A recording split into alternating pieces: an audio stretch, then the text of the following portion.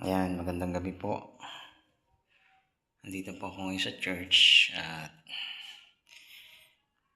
nais ko lamang na magpasalamat sa pamamagitan ng pagbibideo doon sa biyaya sa kabutihan niya na ginamit niya yung iglesyang ito para sa kabubuti namin ng aking pamilya.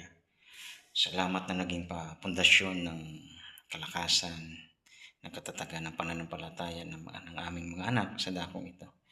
At salamat na dala kami sa dakong ito at muli nakita namin yung kabutihan ng Diyos. Narito po kami at sa iglesyang ito nagpapagamit na sa biyaya ng Lord na nakaka-stand kami doon po sa biyaya niya.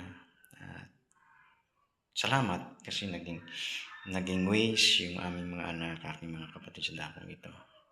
Yung iglesyang ito na patuloy na pinagpapala ng Lord at nahayag lahat ng kabutihan niya, financially, emotionally, spiritually, na nandoon ang kabutihan ng Diyos na ibinigay sa buhay namin sa dakong ito na naging kalakasan ng bawat isa.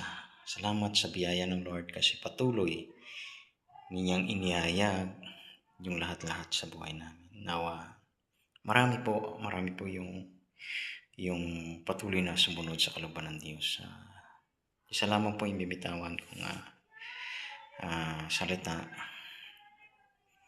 Sa lahat po ng nagnanasang makapanumbalik sa Lord, huwag nating isipin yung ating nakaraan, yung ating napagdaanan, na tayo totoo po na lahat ng tao may kasalanan, makasalanan.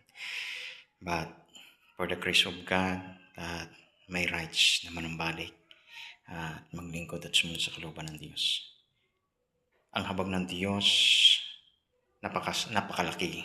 Hindi kayang sukatin yung pag-ibig ng Diyos sa buhay ng bawat tao na nagnanasa na manumbalik sa Kanya.